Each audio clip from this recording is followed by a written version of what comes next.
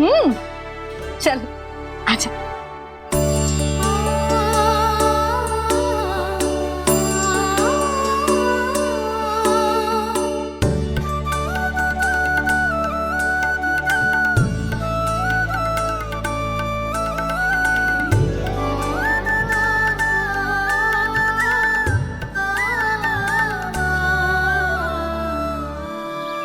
यही बात कह रही थी मैं, उसके भोले प्यारे मन को मोहित कर देने वाले दिखावे में मत आना। पहले चित्त चुराएगो और फिर माखन। माखन चोरी की कथाएं सुनकर तो ऐसा लग रहा है कि आप सब कितनी भाग्यशाली हैं जो आपके यहाँ ऐसा हो। यदि मेरा ब्याह पहले हो गया हो तो हो सकता है मेरे घर भी आता माखन चुराने वो राजकुमार। ये इच्छा करने से पहले 4 बार सोच लो और मिला। ऐसा क्यों जीजी? क्योंकि चोरी के बाद बिना साथ चखे जशोदा भाभी के पास जाओगी ना तो वो एक भी ना मानेगी। शिकायत तुम करोगी उसकी और दंड तुम्हें भुगतना पड़ेगा। हो सकता है कि वो तुमसे बात करना ही बंद कर दे। इसके बारे में तो सोचना भी मती। आप सबसे तो छुपा लूंगी, स्वयं से कैसे छुपाऊं? मेरा मन तो कर रहा है कि मैं भी वो ही अनुभव करूं जो आप सब ने करो है।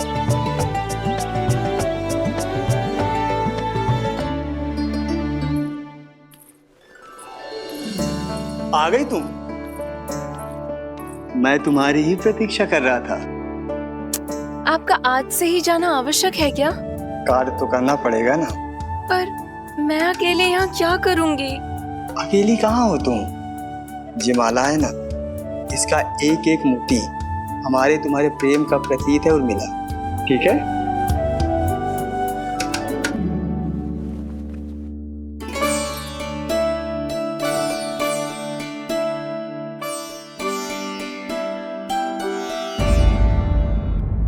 ये इच्छा करने से पहले 4 बार सोच लो और मिला। क्योंकि चोरी के बाद बिना साथ चखे जशोदा भाभी के पास जाओगी ना तो वो एक भी ना मानेगी। किसी ना किसी काम में लग जाना चाहिए मुझे, ना तो मैं उसी के बारे में सोचती रहूंगी। इतना अच्छा हो तो यदि उन्हें मैं अपने हाथों से माखन खिला पाती। इतना अच्छा हो तो यदि उन्हें मैं अपने हाथों से माखन खिला पाती।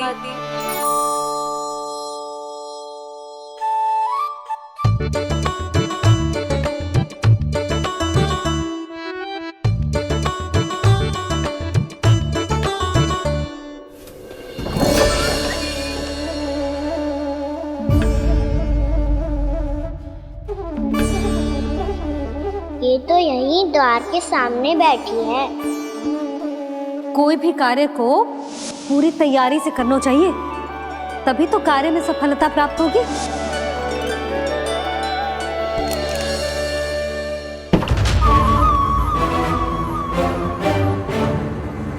तैयारी के साथ साथ ध्यान केंद्रित करना भी आवश्यक है, नहीं तो ध्यान भटक जाएगा और हाथ लगेगी असफलता।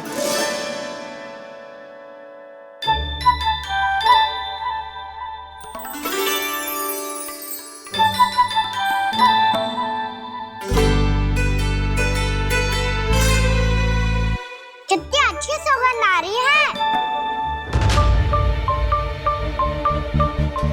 तीव्र स्वर में बोल दियो क्या? कछु बोल क्यों ना रही? वृंदावन का राजकुमार हूँ मैं।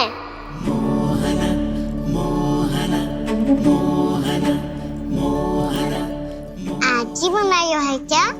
हाँ हाँ, बस अभी अभी बनायो है।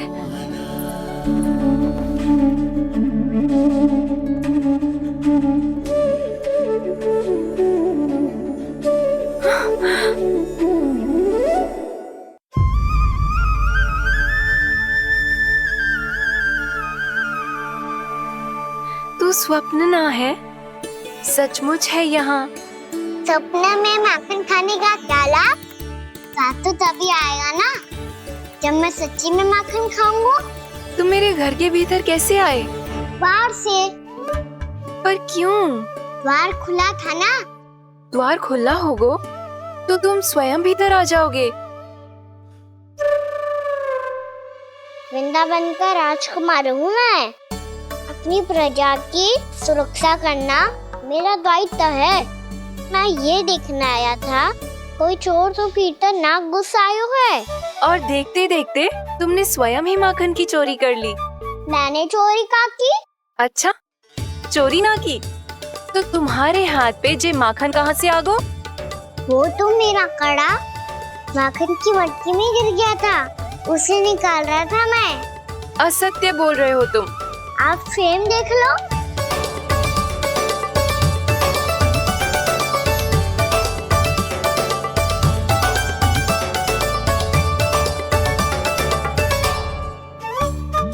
मेरे साथ भी ऐसा ही हुआ था, पर मुझे कड़ा मिलो है ना, केवल ये माखन मिलो। तो तुम्हारे मुंह पे जे माखन कहाँ से आ गो? वो मैं अपना हाथ साफ कर रहा था ना। उसके लिए तो वहाँ वस्त्र रखा है ना। और जे बताओ, तुम्हारा ये कड़ा मटकी में गिरो कैसे? मटकी आपने खुली छोड़ी, वार आपने खुला छोड़ा, और प्रश्न मुझसे कर रही हो? अरे अब क्या होगा? रो क्यों रहे हो आप? स्वयं चोरी करते हो और मुझे ही डांटते हो। अपने बड़ों से कोई ऐसे बात कर दो है का?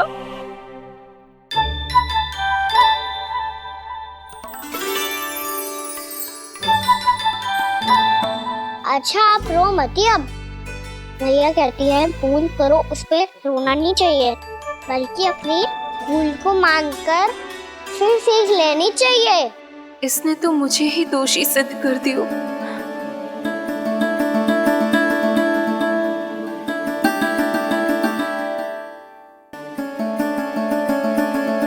शिकायत तुम करोगी उसकी और दंड तुम्हें भुगतना पड़ेगा। वैसे जो भी हो, आपने माखन बहुत स्वादिष्ट बनाया था। और उसकी आभा तो ऐसी है कि पल भर में तुम्हारा मन चुरा ले वो। अब आपने इतने प्रेम से बनाई हुआ है तो वैर थोड़ी ही जाने दूंगा। कितना भी प्रयास क्यों ना कर लो, पकड़ में आने वालों में से ना है जे। इसे तो मैं पकड़ के रहूंगी।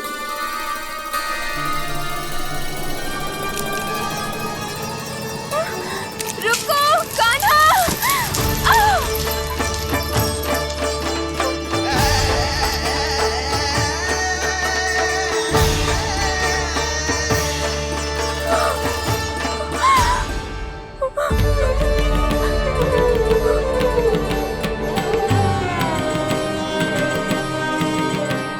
यशोदा जीजी, यशोदा जीजी, यशोदा जीजी, भाभी, यशोदा भाभी, भाभी। क्या होगा? तुम सब एक साथ? हाँ जीजी, हम सब कुंड पे जा रहे हैं, आप भी साथ चलिए ना। सोच क्या रही हो जीजी? अब चलो भी। सुनो जी, कान्हा भीतर सो रो है, मैं तनिक कुंड पे जाके आती हूँ, आप उसका ध्यान रखना। हाँ, ध्यान तो रख लूंगा, उसके लिए लल्ला भीतर होना भी तो चाहिए। भीतर ना है? ना, बिना बताए कहाँ चला गया? कहीं फिर से माखन चुराने तो ना चला वो।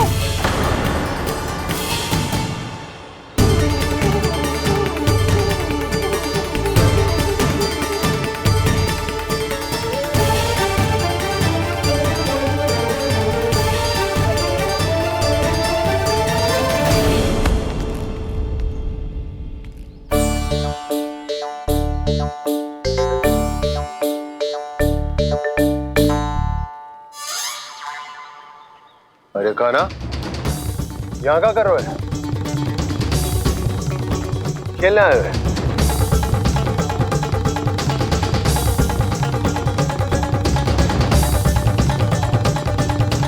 पर तेरे सखा कहाँ है? तुझे छोड़कर चले गए घर?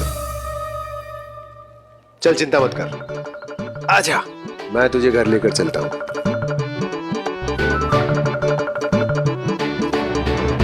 सुनो जी, आप तनिक देख के आओ ना कहाँ गए हुए हैं बिना बताए।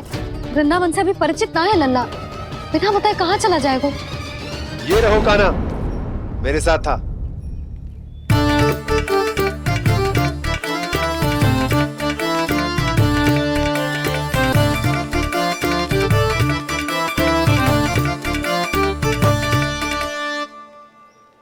देख लियो तुम सबने, माखन चोरी ना कर रहा था, अपने ताऊ जी के साथ था। क्यों रे, बिना बताए कहाँ चला गया था?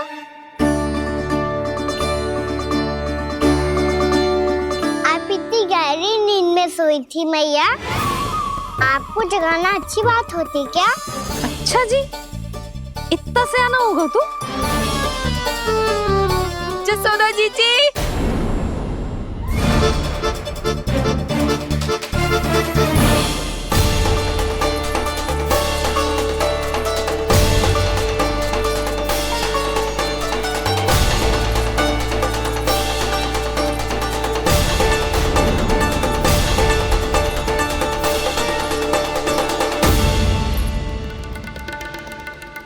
क्या होगा उर्मिला? आपका लला मेरे घर आया था जीजी, माखन चुराने, माखन चुराने, माखन चुराने।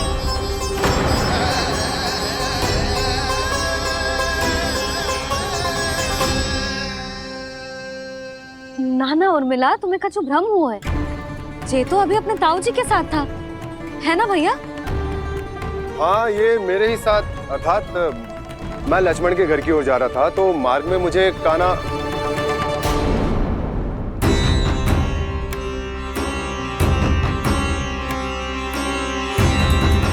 हो सकता है कि लक्ष्मण की बहू सही कह रही, क्योंकि जब मैंने कान्हा को देखा तो उसके मुख पर माखन लगा हुआ था।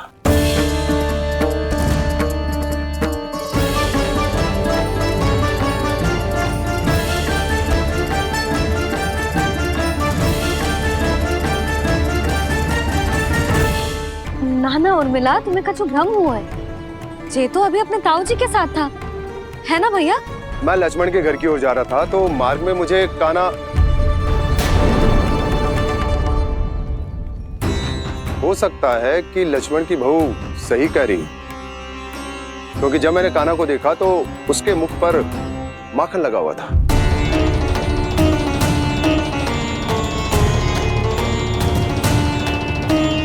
कान्हा, मैया चोरी तो तब होती है ना जब हम किसी को बिना बताए उसके यहाँ से कछु खा ले, है ना? पर इनके यहाँ तो द्वार खुला था, मटकी खुली थी और इस फेम भी तो सामने बैठी थी। कान्हा, तूने काकी से अनुमति ली थी? मुझे लगा कि इन्होंने बुलाया है मुझे।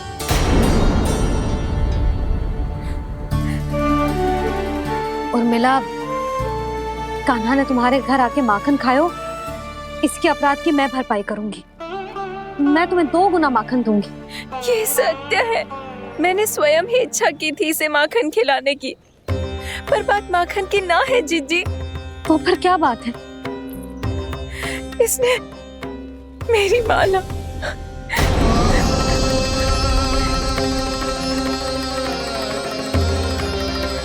उर्मिला, मन दुखी मत करो। मैया, मैंने माला जानबूझ के ना तोड़ी। इसने वो ही माला तोड़ दी जीजी जो मेरे पति के प्रेम का प्रतीक थी। आपने ही कही थी ना जीजी, यदि कोई कष्ट हो तो यहाँ आ जाना, मुझे अपनी बड़ी जीजी ही समझना। आपने ही कहा था ना जीजी, यदि कोई परेशान करे तो आपसे बुरा कोई ना होगा।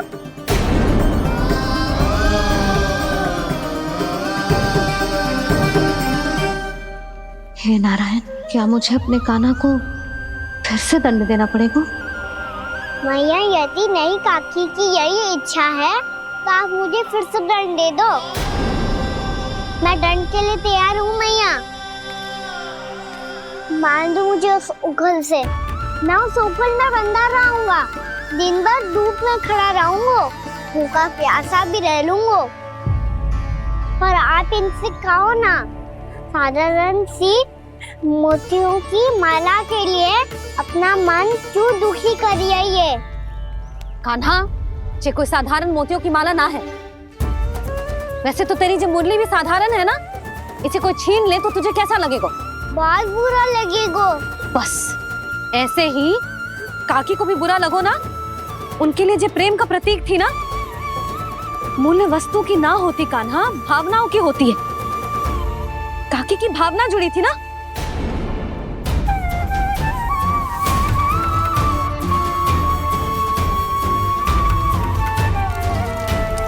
जे ले, जे माला काकी को जाके दे। जे उनके माला की स्थान तो ना ले सकती, पर तेरे क्षमा की भावना उन तक पहुंचा सकती है। मुझे क्षमा कर दो नहीं काकी, और ये भेंट स्वीकार करो। ना ना, जीना चाहिए मुझे। जी जे मैं कैसे? नहीं काकी, ये माला भी प्रेम का ही प्रतीक है। लो। वैसे एक बात कहूँ, मोतियों की माला टूट सकती है और फूलों की माला भी मुरझाई जाती है। इसीलिए माला जीवन भर आपके पास रहना रहे। मेरा प्रेम सदैव आपके साथ रहेगा।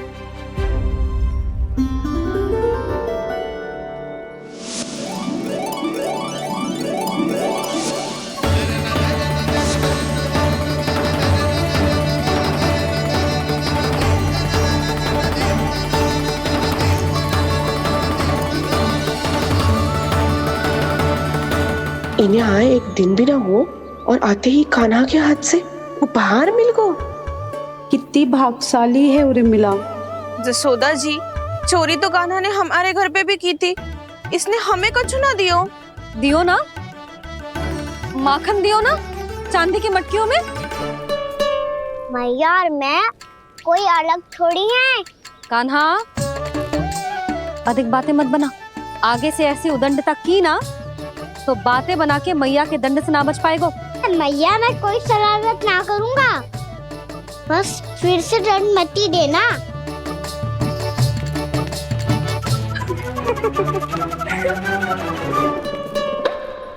कान्हा की ओर से मैं क्षमा मांगती हूँ तुमसे।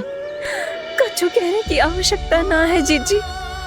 जो हुआ अच्छे के लिए हुआ। आज की इस घटना से मुझे बहुत बड़ी सीख मिली है।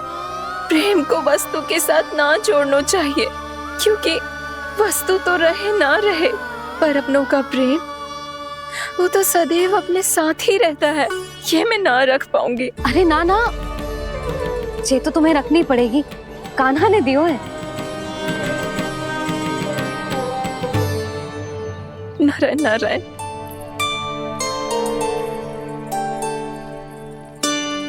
नंद, बहू,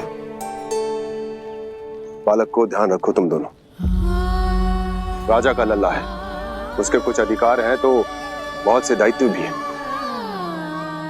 यदि तुम दोनों चाहते हो कि तुम्हारे संस्कार उसके अंदर आए तो क्या अच्छा है क्या बुरा, ये उसे अभी से समझाना होगा। अन्यथा समय को बदलते देर नहीं लगती। इससे पहले कि तुम्हारा राजकुमार पक्का चोर बन जाए, अंकुश लगाना आवश्यक है।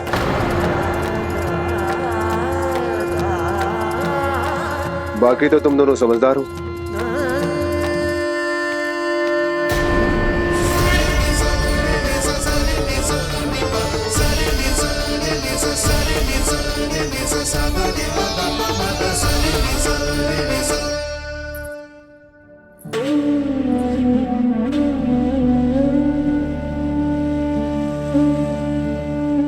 मैया,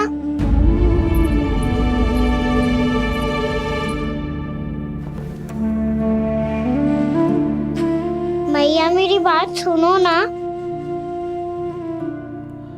बाबा, तुझे पता है लल्ला, तेरी मैया तुझसे कितना प्रेम करती है? तो तू ही बता, जो तुझ पर सारा संसार निछावर करती है, यदि उसके सामने कोई आकर तेरे बारे में बुरा कहेगो, तेरी कमियां निकालेगो, कुछ भी करेगो, कैसा लगेगा उसे?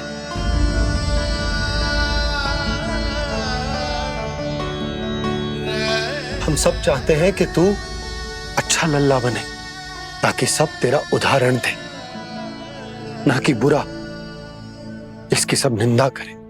पर बाबा, मैं तो बात थारे अच्छे वाले कार्य करता हूँ। हाँ, कर तो है ना अच्छे कार्य, तू कर तो है अच्छे कार्य, पर 100 अच्छे कार्य करने के बाद यदि जाने अनजाने में एक बुरा कार्य भी कर देगो ना, ये समाज उस बुरे कार्य को ही स्मरण रखेगो। भलाई क्षण भर में भुला दी जाती है लल्ला, और बुराई वो सदैव स्मृति में बनी रहती। यही इस समाज की रीत है। मुझे क्षमा कर दो बाबा। लल्ला, तुझे पता है जब तू भूल करतो है तो सबसे पहली उंगली तेरी मैया के लालन पालन पर उठती। ये सारे गांव वाले, सारे गोप गोपियां, सारा समाज सभी तेरी मैया को दोष देते कि उसने तुझे अच्छी शिक्षा ना दी। तो यदि तुझे क्षमा मांगनी है ना, मुझसे ना, तेरी मैया से मांग। पर बाबा मैया मानेगी?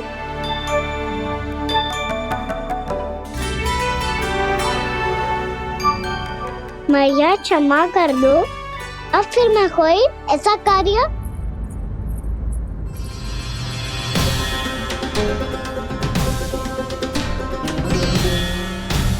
बैठो ना जीजी, बैठो।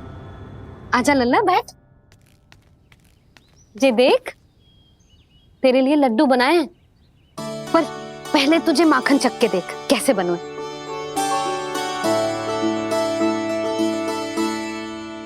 अच्छा है, ले खा।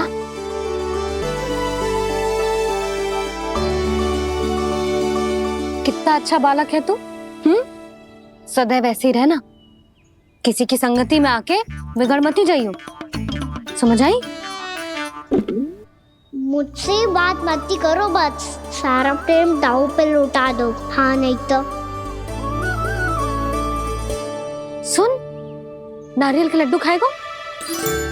मैं अभी लेके आती हूँ।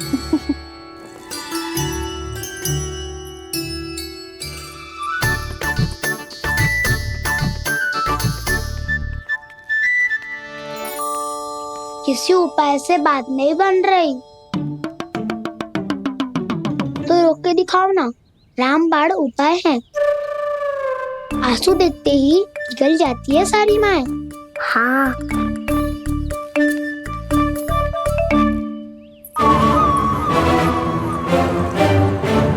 ये देख, ये ले।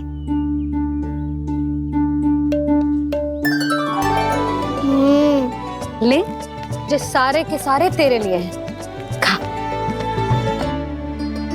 यशोदा, बलराम को ये लड्डू अपने भाई के साथ भी बांटना चाहिए ना। कान्हा को भी तो कितने प्रिय है ये लड्डू। ना जीजी, इसे तो केवल दूसरों का माखन प्रिय है।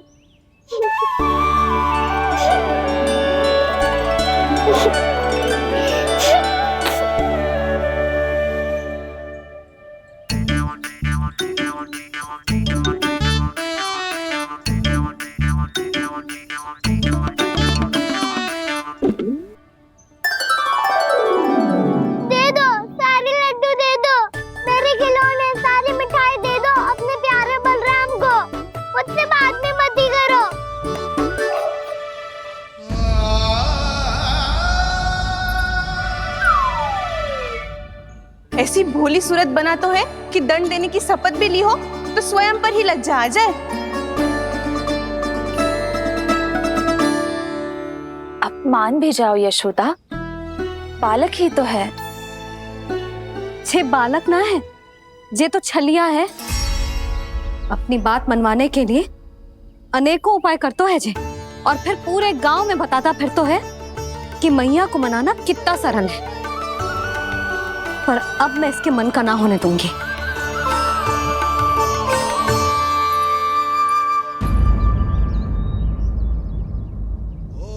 अब इतना भी क्रोध मत ही करो मैया, मान जाओ मैया।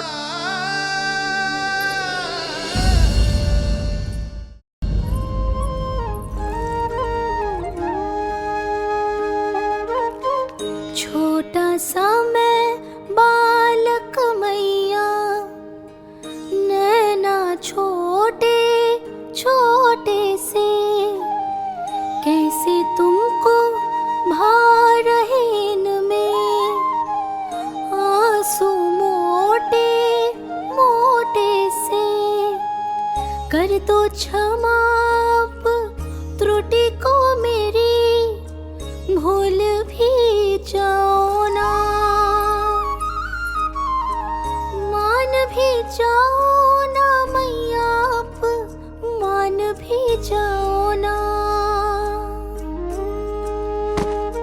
अपने प्यारे कान्हा को अब हृदय से लगाओ ना। सुनो मैया, तुम्हारा कन्हैया सच में भोला भाला है। जानती हो सब तुमने अपने आंचल में मुझे पाला है। ममता दी है, प्रेम दिया है, अच्छे अच्छे से संस्कार दिए। बदले में मैंने तुमको बस केवल कष्ट ही कष्ट दिए। पलकों में बैठाया तो मुंह फेर के जाओ ना। मान भी जाओ ना मैया, आप मान भी जाओ ना। अपने प्यारे कान्हा को अब हृदय से लगाओ ना। अपने प्यारे कान्हा को अब हृदय से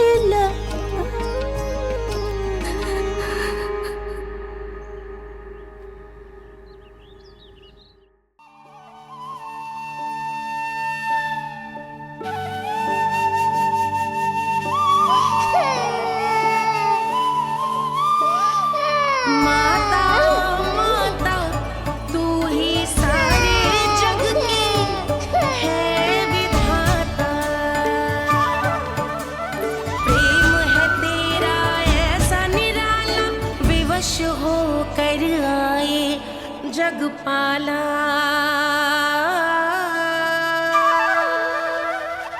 यशोमती मैया के नंद लाला। यशोमती मैया के नंद लाला। यशोमती मैया के नंद लाला। यशोमती मैया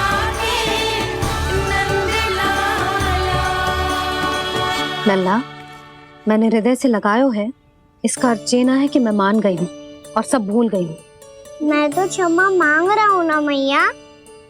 ना कान्हा, भूल हो जाने पर केवल क्षमा मांगना पर्याप्त ना है। सबसे पहले तुझे ये स्वीकार करना पड़ेगा कि तुझसे भूल हुई। फिर तेरे मन में क्षमा भाव होने चाहिए। तुझे ये आभास होना चाहिए कि जो हुआ वो अनुचित है। फिर तुझे अपनी भूल से सीख लेनी चाहिए कान्हा। और चौथी बात, अविलंब अपनी भूल सुधारने का प्रयास करना चाहिए। और यदि भूल सुधारने की संभावना ना हो तो कछु ऐसा करना चाहिए कि भूल का प्रभाव कम से कम हो जाए। और फिर अंत में तुझे वचन देना चाहिए कि फिर से तू वो भूल कभी ना दोहराएगा। मैं समझ गई मैया। तुम्हारा लल्ला नटखट अवश्य, परंतु समझदार भी। मैं वचन देता हूँ मैया, आज के बाद मैं ऐसा कछु ना करूँगा जिसके कारण आपको लज्जित होना पड़े। मेरा अच्छा कान्हा, अब जा विश्राम कर, जा।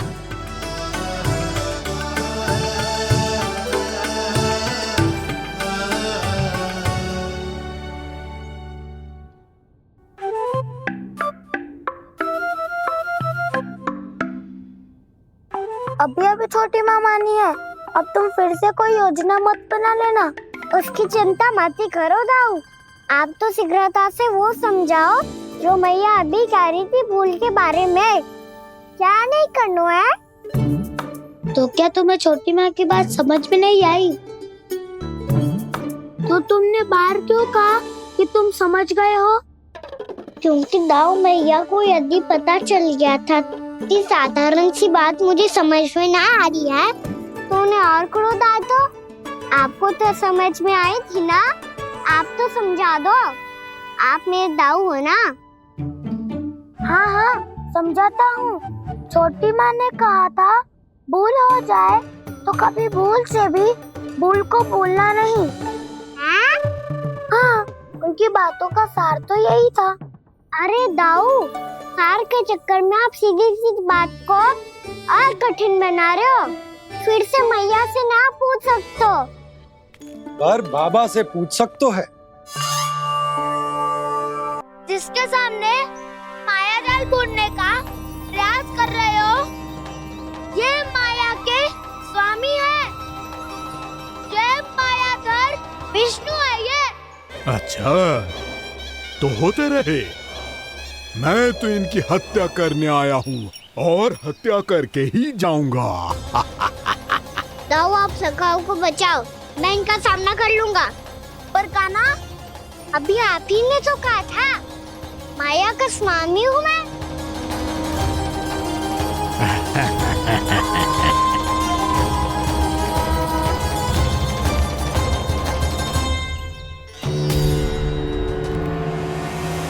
ये तो मथुरा का व्यापारी है।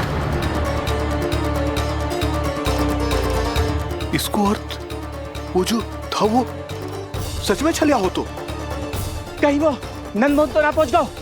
हमें शीघ्र ही गांव जाना पड़ेगा और सबको सावधान करना पड़ेगा। चल।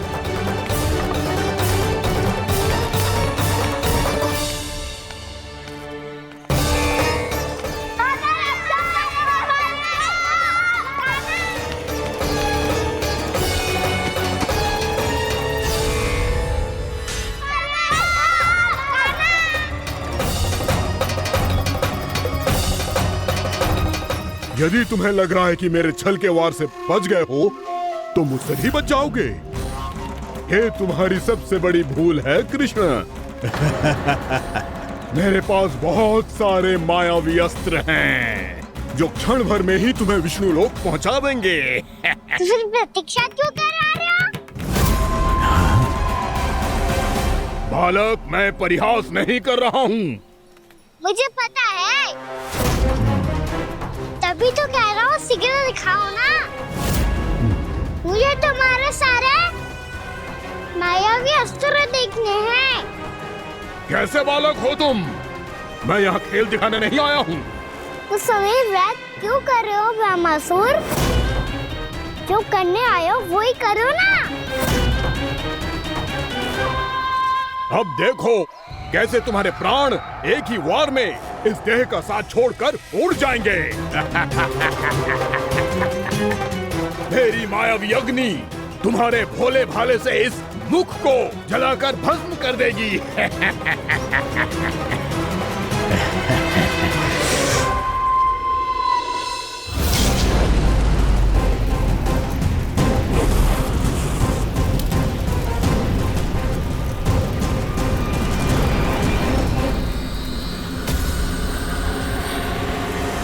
कह रही हो ब्रह्मासुर?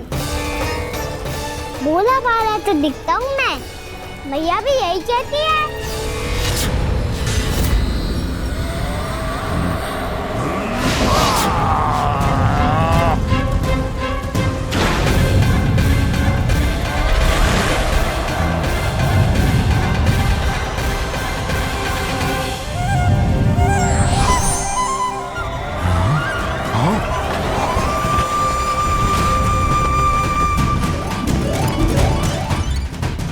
आसन को उपहार देने के लिए बहुत बहुत धन्यवाद ब्रह्मासुर। बहुत समय से खड़े खड़े थक गया था मैं।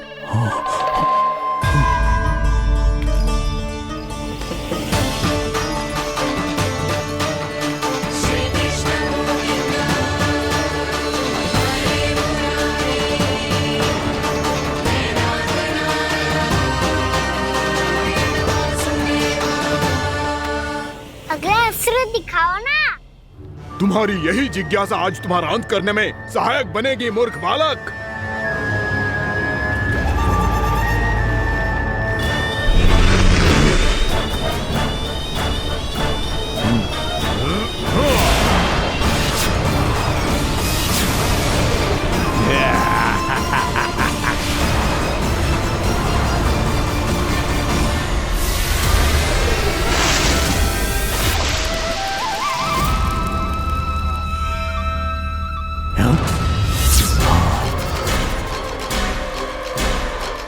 अच्छा, पर प्रक्षालन करना चाहती थे तो पहले क्यों नहीं बताया?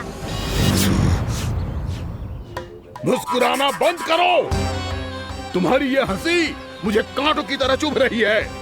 पर मैया तो कहती है कि मेरी मुस्कुराहट फूलों की तरह है।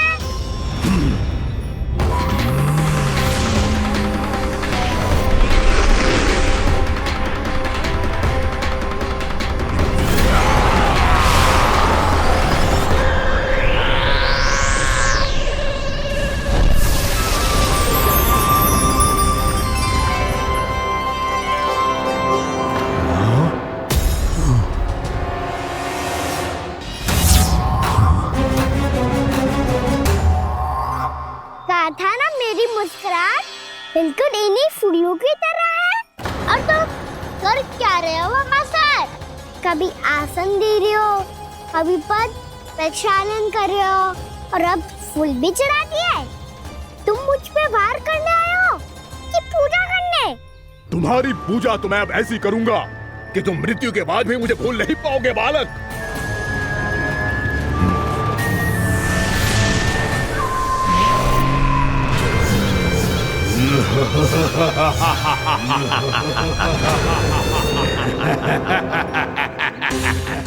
कान्हा, ये चट्टान तो मुझसे हिल ही ना रही।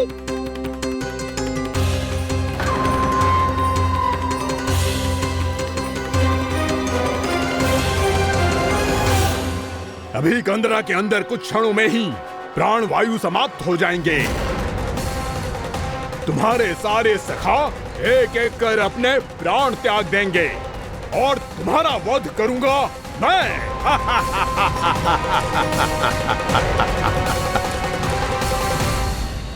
अरे सब जन बच के रहना। छलिया आया हुआ है वृंदावन में। अरे छलिया आ गया है। वृंदावन में मायावी छलिया। अरे क्या हुआ? कौन छलिया? मायावी छलिया, सबको छलता है वो। हाँ, कुछ भी कर सके है वो। बहुत भयानक। अरे भानु, ठहर जरा, क्या हुआ? बहुत भयानक है वो, बच के रहना सब लोग। अरे भेष बदल ले तो है वो। हाँ। क्या हुआ? छलिया है वो। अरे मेरी बात तो बताओ। रानी भाभी, रानी भाभी, कान्हा घर पर ही है ना? ऐसे भड़बड़ा क्यों रहे हो? कोई भूत देख लियो है क्या? भूत ना भाभी, छलिया से भेंट हो गई। सच्ची का मायावी छलिया है भाभी। क्या उल्टा सीधा बोले जा रहे हो? ठीक से बताओ। अब बोलो भी। वो कान्हा के पीछे पड़ो है वो। मेरे लल्ला के पीछे? हाँ रानी भाभी, हमारे अचेत होने से पहले हमने उसे ये कहते सुना था कि वो वृंदावन आने वाला है कान्हा से मिलने। हे नारायण, मेरे कान्हा की रक्षा करना। जसोदा जी, मायावी छलिए से बचना बालकों के बस की बात ना है। जीजी, बालक वन में अकेले हैं।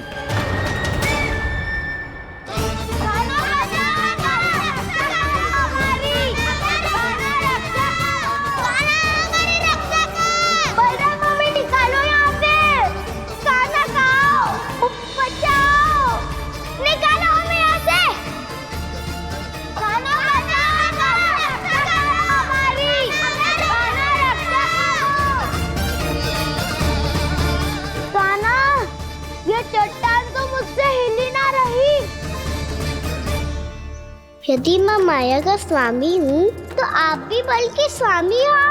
ताऊ, अपनी क्षमता, अपना सामर्थ्य स्मरण करो।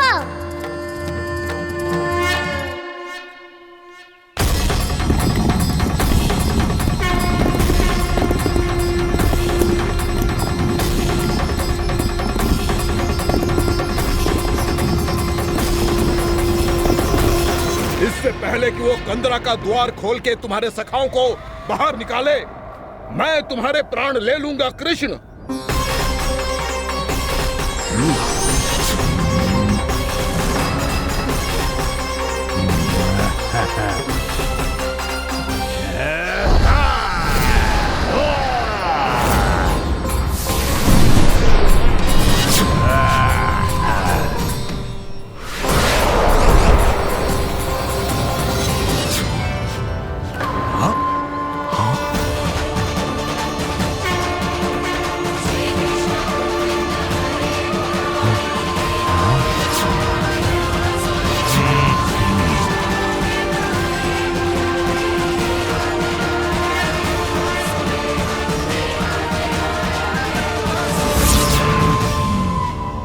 इतनी पूजा करोगे ब्रह्मासुर?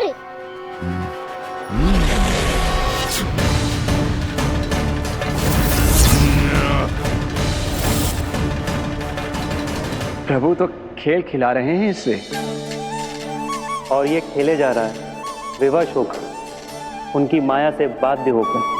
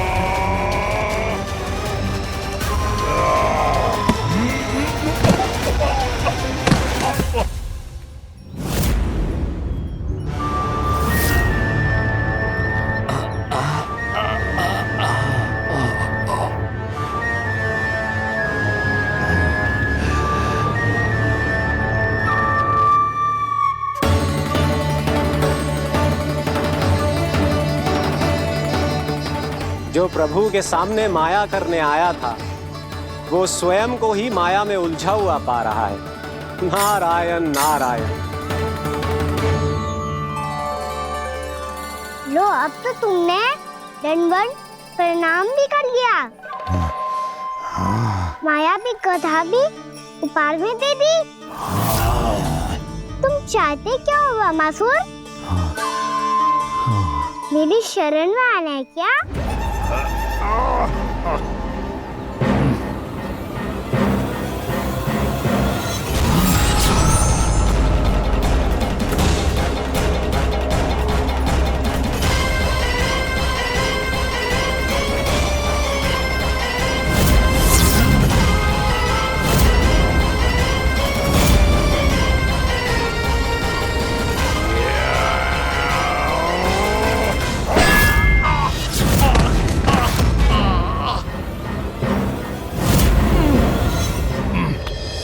सोच विचार का समय ना है हमारे पास। अपने बालों को की रक्षा के लिए इसी क्षण हमें निकलना होगा। और वो छलिया किसी का भी रूप धारण कर सकते है। सुलक्षणा तेरा, शांति तेरा या मेरा, किसी का भी रूप धारण करके हमें भ्रमित कर सकते हो। इसीलिए हमें सतर्क रहना होगा। समझ आई? चलो।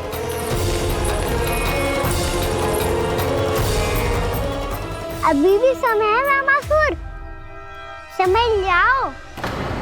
यदि मैया आ गई तो बात गड़बड़ हो जाएगी।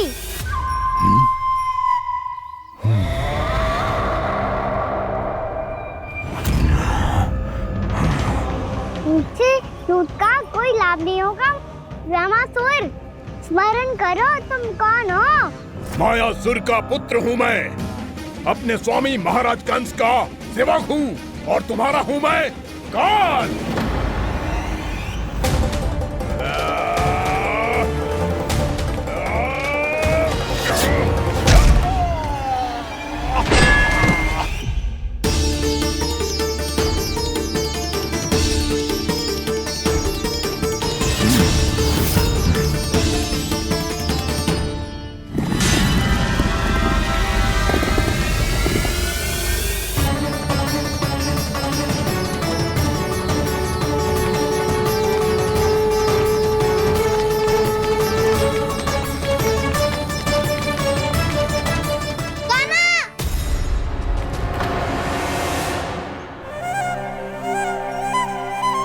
बाबा कहते हैं दुष्टों को पहले बातों से समझाना चाहिए, फिर भी ना माने तो अस्त्र ना उठाना कायरता होती है।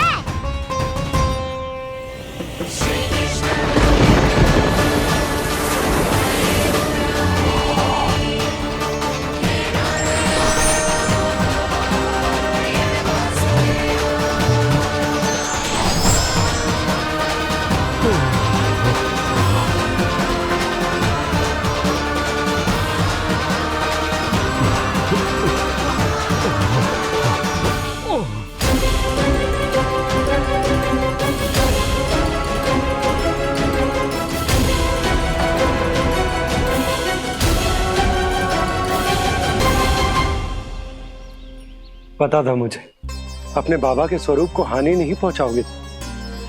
सही कही तुमने। पिता की छवि ही पिता के समान भी आनंदीय होती है।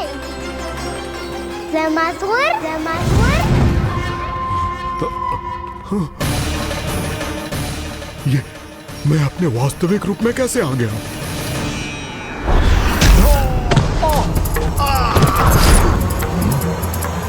मेरे बाबा का स्वरूप नहीं लेना चाहिए था तुम्हें। मैया ने सिखाया है उनको क्षमा किया जा सकता है, पर जानबूझ के किए गए अपराध के लिए दंड ही एकमात्र विकल्प होता है। ये बार बार अपनी मैया का नाम ले रहा है। यदि मैं वो स्वरूप लूं तो अपनी मैया पर वार नहीं कर पाएगा ये।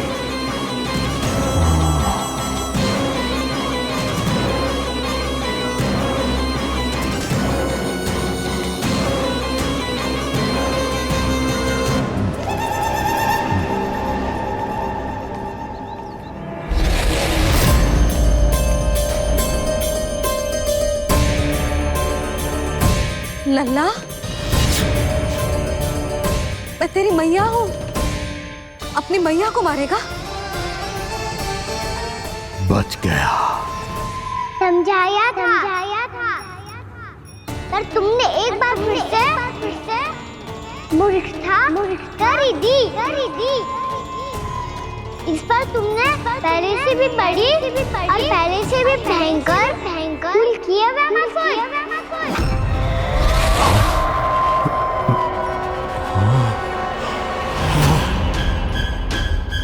ये क्या हो रहा है मुझे?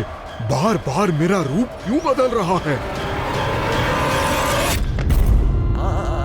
ममता को समझे बिना अधिक समय तक मैया का स्वरूप हरण करके नहीं रख पाओगे ब्रह्मासुर।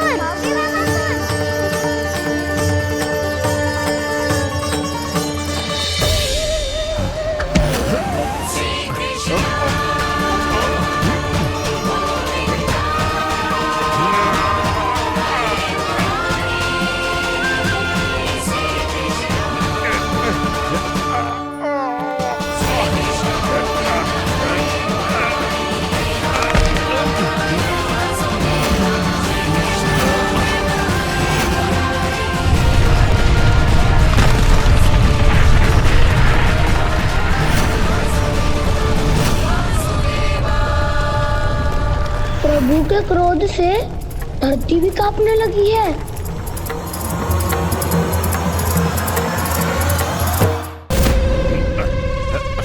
पुत्र को मारने के उद्देश्य से एक मां का रूप लिया तुमने। ये ममता का और मेरी मैया का घोर अपमान है ब्रह्मासुर।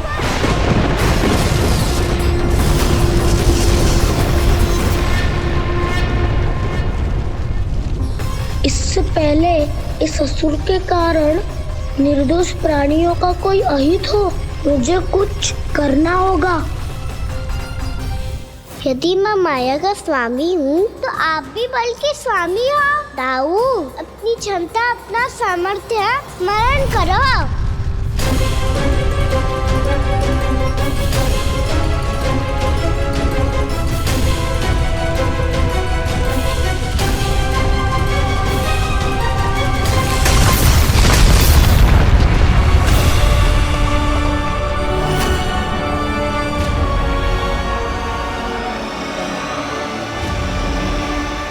अद्भुत बलदाऊ, अद्भुत।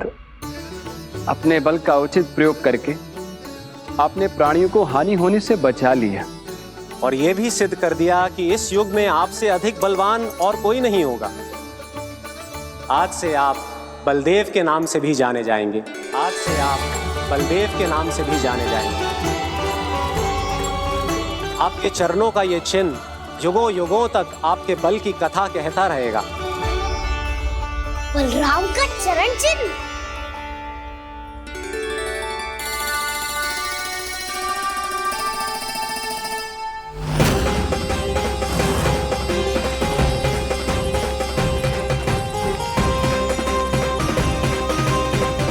मेरी माया से आज तक कोई नहीं बच पाया है। एक बार मुझे छोड़कर देखो, फिर पता चलेगा कि मैं हूँ कौन। पहले ये तो देख लो कि मैं कौन हूँ।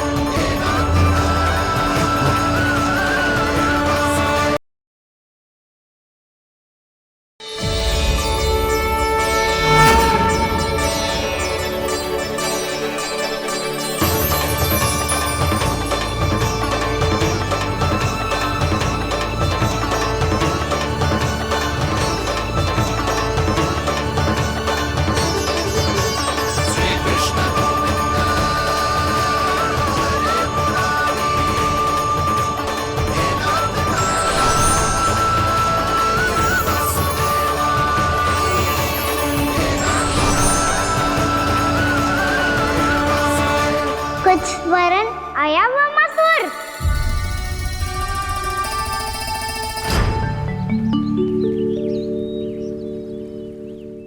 बहुत समय पहले की बात है, बहुत बड़े भूमाकर राज करते थे तुम्हें महान राजा भीमम के नाम से जाना जाता था।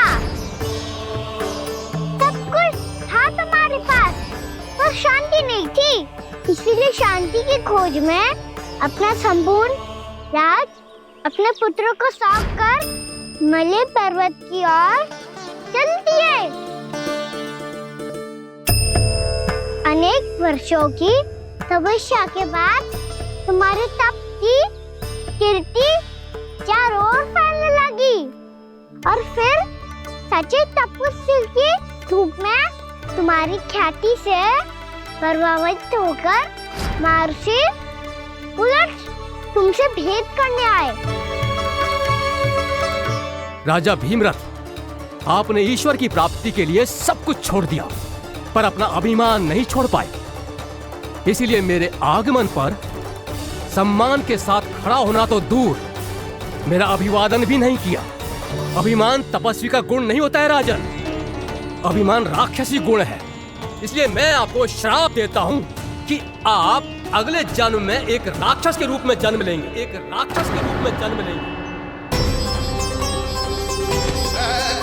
मुझे क्षमा कर दीजिए महर्षि, मैंने जानबूझकर आपका अपमान नहीं किया है। मैं तो यहाँ पर शांति की खोज में आया था। अपने भीतर के संसार में गहरे सोच विचार में डूबा हुआ था मैं। मुझे क्षमा कर दीजिए महर्षि, मुझे क्षमा कर दीजिए। अपनी भूल का आभास प्रायश्चित की ओर पहला पग होता है। मैं अपना श्राप तो वापस नहीं ले सकता, परंतु आपको एक वचन अवश्य दे सकता हूँ। जब भी प्रभु नारायण का अवतार होगा, आपको उचित समय पे वो वरदान देंगे जिसकी आप लंबे समय से प्रतीक्षा कर रहे हैं।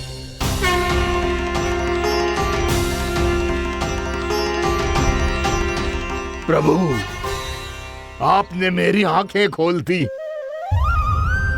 अब मुझे पता चल गया है कि आप कौन हैं और मैं कौन हूँ। इसलिए आप मुझ पर कृपा करके अपने चरणों में स्थान दे दीजिए। मुझे वो शांति प्रदान कीजिए जिसकी खोज में मैं वर्षों से भटक रहा हूँ। शांति तो मोक्ष में ही है, इसीलिए मैं तुम्हें मोक्ष का वरदान देता हूँ।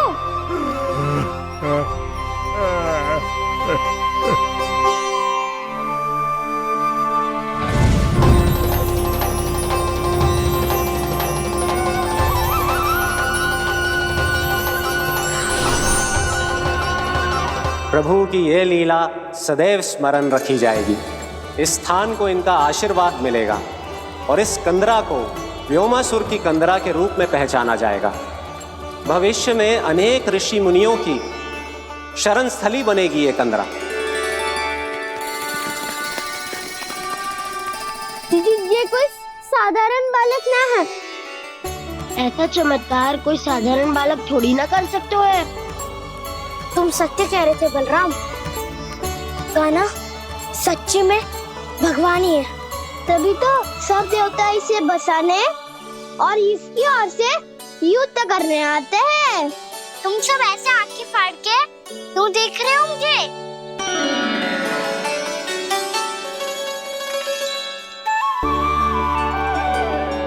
बलराम, तुम बलवान हो और कान्हा भगवान है।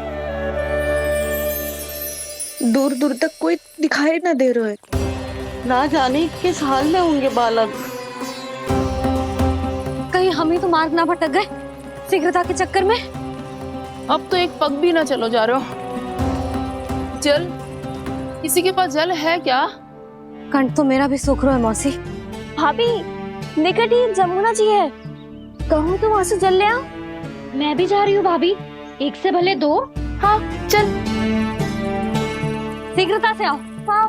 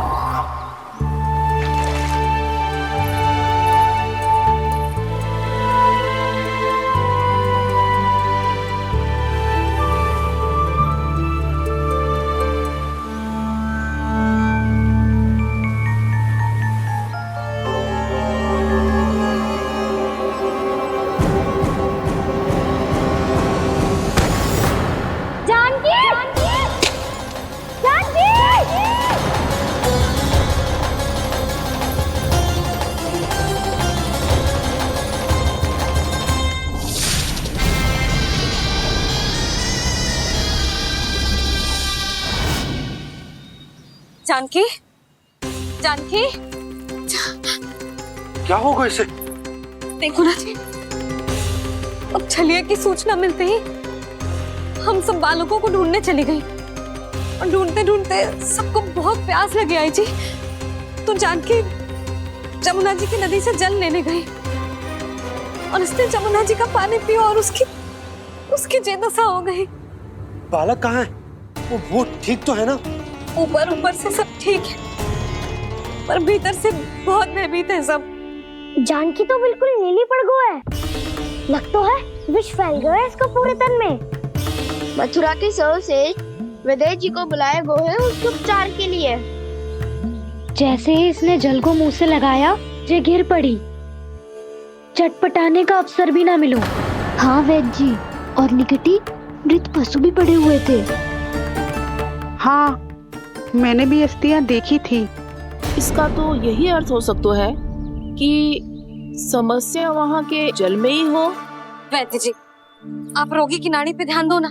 जे गोपिया क्या कह रही है उसे सुनने की आवश्यकता ना है। जब तक विष के कारण का पता नहीं चल जाता, हम उपचार कैसे कर सकते हैं रानी जी? जी, वो निकट ही यमुना जी में एक विशेष क्षेत्र है, जे सब उसी के जल की बात कर रहे हैं। तब तो ऐसा भी हो सकता है कि किसी विषैले सर्प के काटने का प्रभाव हो। पर सर्प के काटने का चिन्ह ना है उसके तन पे। सर्प जब काटता है तब उसके दांत के चिन्ह बन जाते हैं। मुझे पता है, बड़े बड़े सर्प को काटते हुए देखो है मैंने। एक दिन अब बस कर उज्जवल, जे बड़ी बड़ी हाँकने का समय ना है। पर यदि सर्प ने ना काटा है, फिर जानकी की ये दशा किसने की? अवश्य किसी राक्षस ने की होगी। नाना, कोई विषैला पशु भी तो हो सकता है, या अवश्य किसी माँ विषैले सर्प के विष से हुआ है। सर्प ने भले ना काटा हो, लेकिन यह अवश्य ही किसी महाविषैले सर्प के विष के कारण हुआ है। कालिया नाग। कालिया नाग?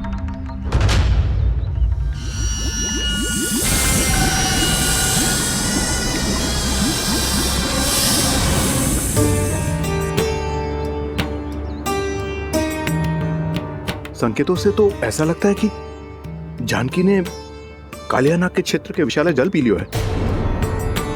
कालिया नाग एक लोक श्रुति है, कल्पना में गढ़ी हुई एक कथा, और कछु न है।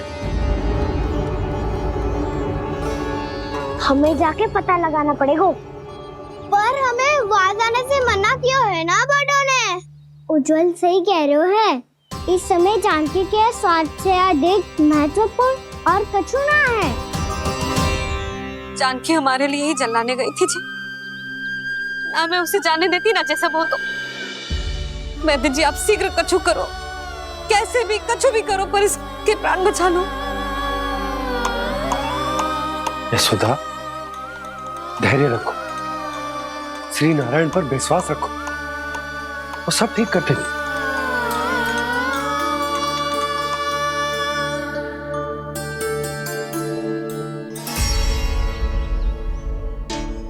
विष की काट की मेरे पास जितनी जड़ी बूटी थी मैंने सब अर्क बना के पिला दी, पर इसकी दशा में अभी तक कोई सुधार नहीं दिख रहा है। यह अंतिम जड़ी बूटी है, अगर इससे भी चमत्कार नहीं हुआ तो फिर जो नारायण की इच्छा।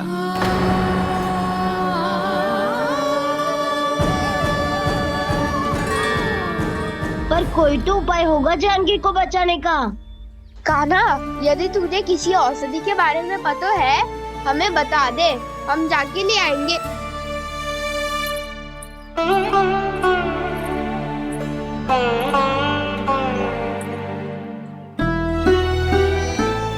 हे नारायण, हे प्रभु, मेरी जानकी के प्राण बचा ले प्रभु। या तो मैं अपने आप को कभी क्षमा न कर पाऊंगी। ये सारी मेरे ही कारण बनाई थी। उसकी रक्षा करो प्रभु, मेरी पुकार सुनो। कान्हा, तूने हमें बत्तासुर से बचाया था ना, और बकासुर से भी तो, और छलिया से भी तो तूने ही बचाया था ना हमें। क्या ऐसा कोई उपाय ना है जानकी को बचाने का? धन्वंतरी,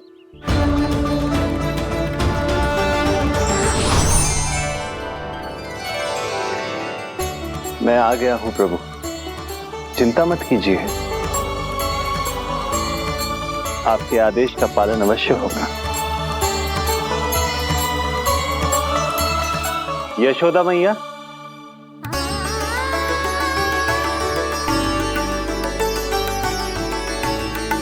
मैया आपको कोई पुकार रहा है।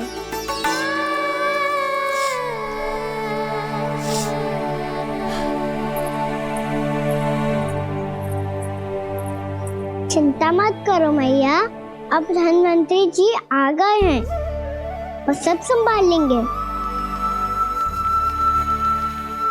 धन्वंतरी जी कौन है? जिन्होंने संसार का आयुर्वेद दिया, आरोग्य के देवता, वे श्री नारायण के अवतार।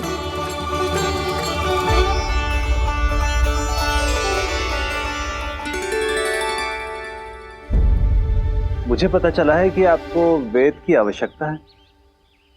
हाँ हाँ, भीतर आइए। आइए आइए बैठे जी। जी रहे। मथुरा का सर्वश्रेष्ठ वैद्य अर्थात मैं यहाँ आ चुका हूँ और रोगी को जितनी औषधि की आवश्यकता थी सब दे चुका हूँ। निश्चित रूप से आपने विष की काट के लिए बहुत ही उत्तम अर्क तैयार किया है, इसीलिए किसी और वैद्य की आवश्यकता नहीं है।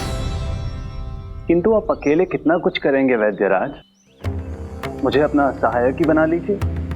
पर जो करना था मैं पहले ही कर चुका हूँ। हाँ, वो तो आप कर चुके हैं, बस रोगी के तन से विष निकालना शेष है ना वैद्यराज?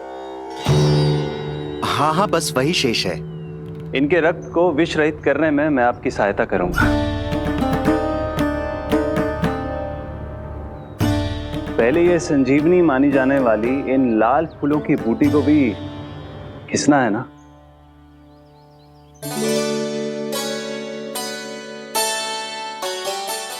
हाँ हाँ, तुम सही कह रहे हो, इसे अच्छे से घिसो।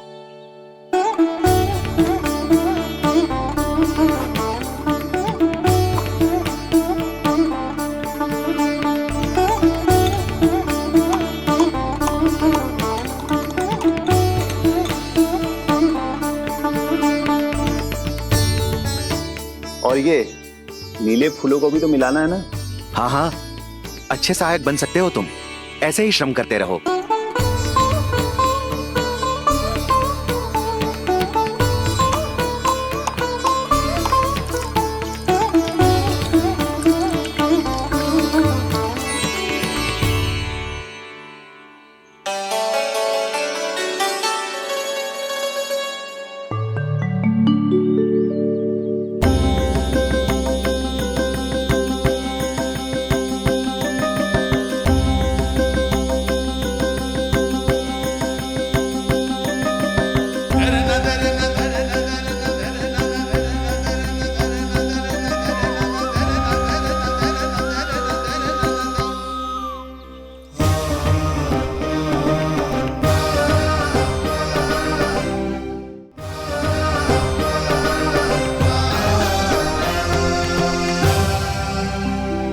जानकी स्वस्थ तो हो जाएगी ना धन्वंतरी जी?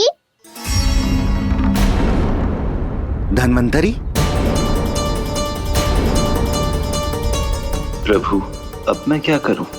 आपने तो स्वयं ही मेरी पहचान उजागर कर दी। जी क्या करो कान्हा? आप सब ऐसे क्यों देख रहे हो? भैया कहती है ना, सभी वेद धन्वंतरी जी का ही रूप होते हैं। वाह कृष्णा, चतुर तो हो तुम। वैसे वास्तविक धन्वंतरी मैं हूँ। मेरा अर्थ है वास्तविक वैद्य मैं हूँ। ये तो मेरा सहायक है, मुझे पूरा विश्वास है बिल्कुल ठीक हो जाएगी। वैसे ही थोड़े ना मुझे मथुरा का सर्वश्रेष्ठ वैद्य कहते हैं लोग।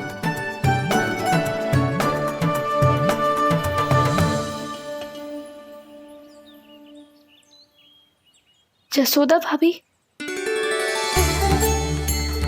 जशोदा जी, जानकी को चेतना आ गई। जानकी, जानकी, जानकी, तू ठीक है ना? क्षमा करना भाभी, मैं आपके लिए जल ना ला पाई। बस बहुत भूख लगी है। मैं अभी कच्चा लाती हूँ। जानकी माखन खाओगी?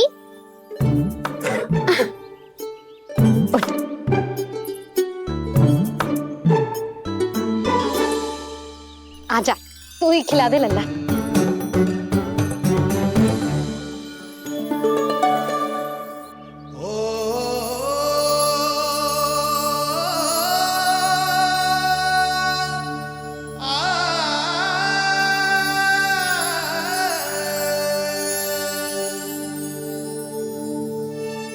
तुम सब मेरे लल्ला को माखन चोर कहती हो ना? आज देखो, अपना ही माखन जानकी को खिला रहे है।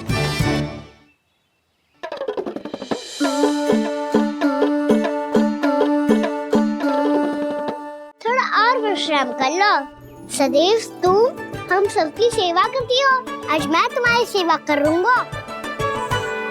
जानकी की जिज्ञासा तब हुई जब जय यशोदा काकी की सेवा कर रही थी, और अब देखो स्वयं भगवान ही इसकी सेवा कर रहे हैं। जानते हो इससे क्या सिद्ध होता है? जो भी यशोदा मैया की पूजा करेगा, अर्थात अपने माता पिता की सेवा करेगा, उनके साथ सम्मान से व्यवहार करेगा, ईश्वर स्वयं उसका ध्यान रखेंगे। कभी धन्वंतरी के रूप में तो कभी स्वयं कान्हा के रूप में। भक्त और भगवान का देखो कैसा ये अनुराग, स्वयं करे सेवा प्रभु, अद्भुत गोपी का भाग्य। प्रभु इन सब पृथ्वीवासियों से कितना घुल मिल गए हैं। ना तो ये प्रभु को भगवान मानते हैं और ना ही प्रभु अपने आप को इनसे सर्वश्रेष्ठ समझते हैं। अपने आचरण से ये सिद्ध कर रहे हैं कि ये सभी में हैं और सभी इनका ही अंश है।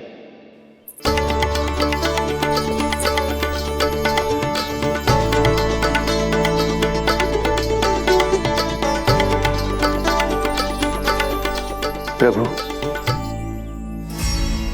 अब मुझे जाने की आज्ञा दीजिए।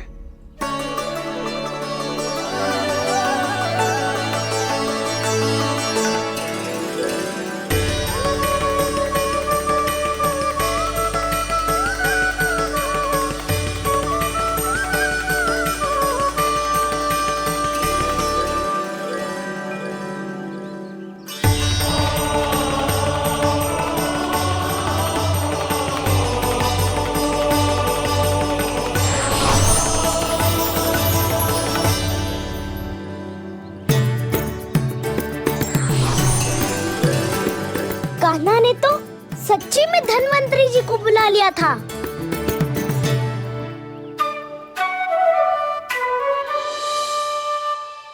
जब से कान्हा का जन्म हुआ है ना, मैं तब से देख रही हूँ, तब से हम पे कोई भी संकट आती है ना, तो अचानक से कोई अपरिचित हमारी सहायता करने आ जाता है। और जाते समय कान्हा की आज्ञा लेके जाते है, और कभी कभी तो इसे प्रभु बोल के जाते है। बाबा संभालो।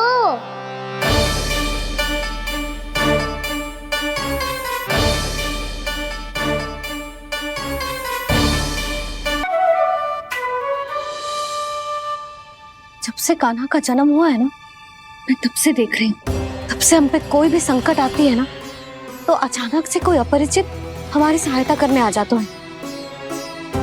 और जाते समय कान्हा की आज्ञा लेके जाते हैं, और कभी कभी तो इसे प्रभु बोल के जाते हैं। बाबा संभालो। यशोदा, इस जानकी को चढ़ो है और विचित्र विचार तुम्हारे मन में है। अरे सब जानते हैं कि हमारा परिवार राजसी, तुम्हें पता ना चलते हो, पर हमारे कान्हा को सब राजकुमार ही समझते हैं देखकर। इसीलिए उसे सम्मान देने के लिए सब ऐसा ही करते हैं, और कोई बात ना है।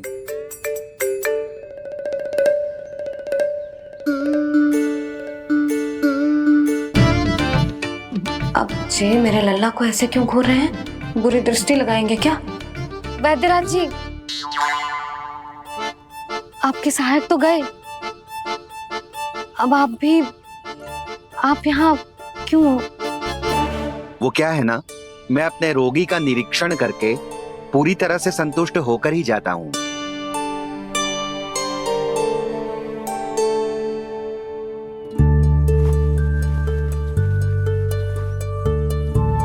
हाँ, संकेत तो अच्छे हैं, कल सुबह तक बिल्कुल ठीक हो जाएगी। धन्यवाद वैद्य जी।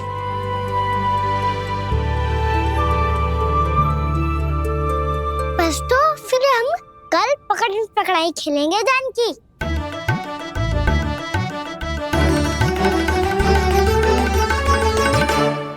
भानु, बंसी, जाकर उस क्षेत्र के चारों ओर बाड़ बनवा दो और वहां सूचना पट्ट भी लगा देना, ताकि जानकी के साथ जो हुआ है वो किसी और के साथ ना हो। शीघ्र जाओ। जी ठीक है।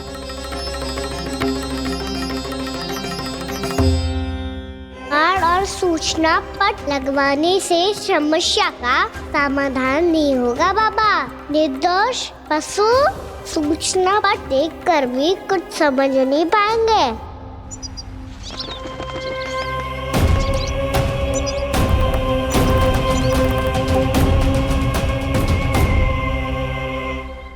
तो तुम्हारे कहने का अर्थ यह है कि व्योमासुर मारा जा चुका है, और वो बालक अब भी जीवित है। हाँ महाराज, मैंने गोप बालकों को कहते सुना था कि कृष्ण ने छलिया को मोक्ष दे दिया है, पर वृंदावन सुरक्षित नहीं है महाराज। वो एक बहुत बड़ी समस्या से जूझ रहे हैं। कैसी समस्या? गांव के निकट क्षेत्र में किसी विषैले सर्प का निवास है। उसके विष का प्रभाव इतना भयानक है महाराज, जैसे विष ना हो, स्वयं हलाहल हो। मेरी कोई भी औषधि रोगी का उपचार नहीं कर पा रही थी। निकट के क्षेत्र में कहाँ है वो सर्प? गोप मानते हैं कि वो सर्प गांव के निकट यमुना नदी के जल में रहता है। मुझे तो लगता है महाराज, ये कालिया नाग की कथा कोई किंवदंती या लोक श्रुति नहीं, एक सच्चाई है, एक विषैली सच्चाई।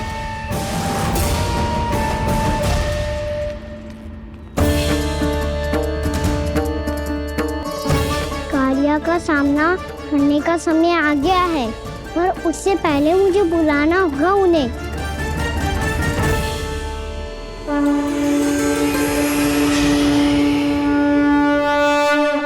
संसार के दारुण भय का नाश करने वाले, सभी कष्टों का हरण करने वाले, विश्व का समस्त ऐश्वर्य प्रदान करने वाले, कमल जैसे लोचन, मुख और चरणों वाले आजानुभुज श्री राम को मैं बार बार नमस्कार करता हूँ।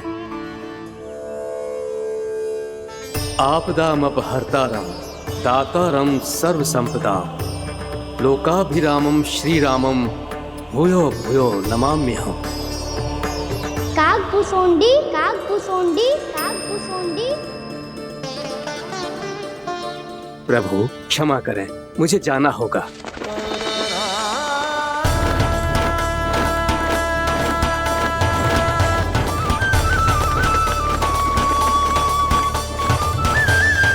प्रणाम प्रभु।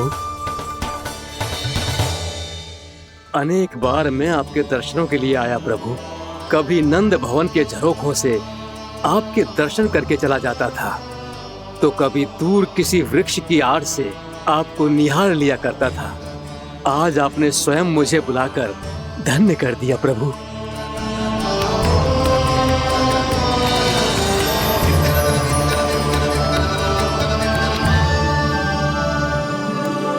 मैंने आपको यहाँ एक विशेष कारण से बुलाया है। आपके श्राप से इस कालिया नाग को मुक्त करने का समय आ गया है। ये तो बहुत ही उत्तम समाचार है प्रभु।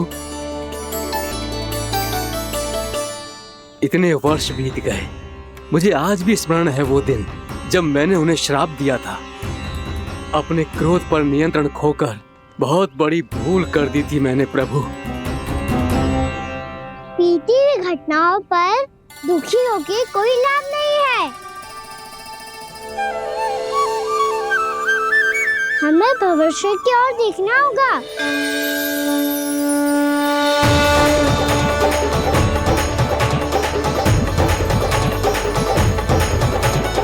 आदेश कीजिए प्रभु, क्या आज्ञा है आपकी? जब मैं कालिया नाग का सामना करने जाऊं, तो आप यही रहेगा। आपको अपने आप पता चल जाएगा कि कब क्या करना है। और हाँ, लौटते जाते समय नारद मुनि से कहिएगा, वो आकर मुझसे भेंट करे। अवश्य प्रभु, प्रणाम। क्या इसने सच्ची में देवर्षि नारद को बुलाया है? नारायण नारायण। आपको संदेश भेजने की आवश्यकता नहीं थी। आप स्मरण करते और मैं चला आता। तुम्हारा कल्याण हो नारद।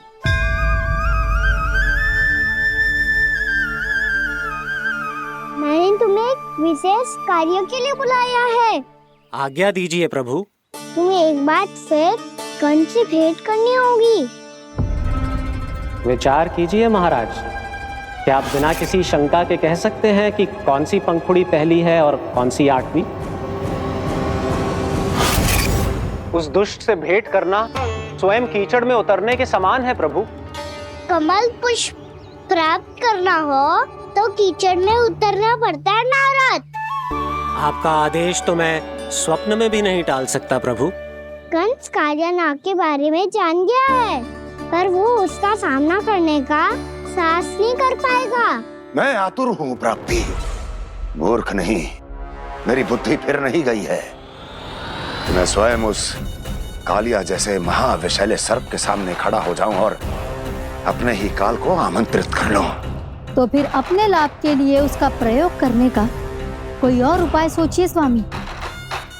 कुछ ऐसा कीजिए कि यमुना नदी का पूरा जल विषैला हो जाए और वृंदावन वासी उसका उपयोग करे और आपका काल कहलाने